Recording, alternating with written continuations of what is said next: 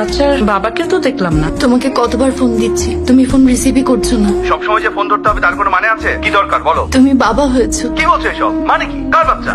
আমাদের। দেখো, তোমাকে আমি আগেই বলেছিলাম বাচ্চা ফেলে দিতে। মানে তুমি না বললা যে তোমার মা বাবার সাথে কথা বলে তুমি সবকিছু ঠিক করে নেবা? আমাকে দূরের একটা হাসপাতালে ডেলিভারি করতে বললা, আমি সবকিছু তোমার কথা মতো করলাম, আর এখন বলছো ফালতু কথা। শোনো, আমাদের মধ্যে যা হয়েছে দুজনে ইচ্ছাতে হয়েছে। আমি তো জোর করে কিছু করিনি। টাকা পয়সা দরকার হলে আমাকে বলো, আমি পাঠিয়ে দেবো। ফোন দিয়ে আর বিরক্ত করো না। তুমি লিজা না? এখানে কি করছো? তোমার বাচ্চা কোথায়?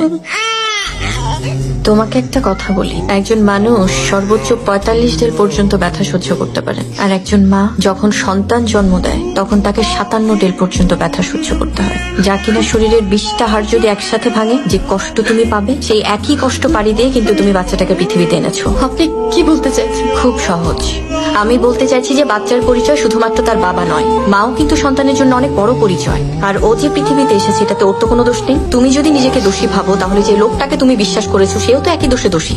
সেই একই কাজ তুমিও করতে চাচ্ছ মা হিসেবে, ও তো তোমারও অংশ লিজা। তাহলে আপনিই বলেন ডাক্তার আপা, আমি এখন কি করব? কি পরিচয়ে ও বড় হবে? তোমাকে একটা গল্প বলি, একটি নিষ্পাপ বাচ্চার গল্প, যে গল্পটা শুনলে তুমি নিজেই ডিসিশন নিতে পারবে তুমি এখন কি করতে চাও।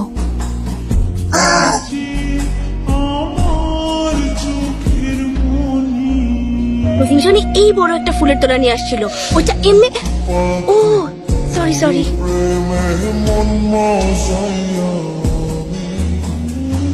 এই কিসে? কে মেসেজ দিছে বল? কই দেখি, আমি দেখি।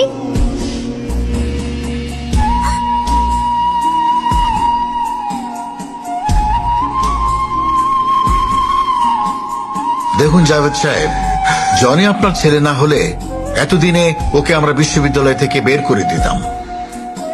শুধু আপনার মুখের দিকে তাকিয়ে আমরা এখন ওর বিরুদ্ধে কোনো ব্যবস্থা নিইনি। প্লিজ আপনি আপনার ছেলেটাকে বোঝান। তুই মারতে গেলি কেন? তুই কি ভেবেছিস আমি এগুলো কিচ্ছু বুঝি না? তুই এগুলো কেন করিস? তাহলে তো আপনি এটাও জানেন যে আমি ছেলেগুলোকে কেন মারছি। জানি তো।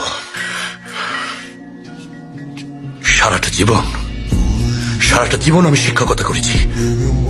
হাজার হাজার মানুষের ছেলেদের আমি মানুষের মতো মানুষ করেছি, কিন্তু আমার আফসোস একটাই, আমি আমার নিজের ছেলেকে মানুষ করতে পারলাম না।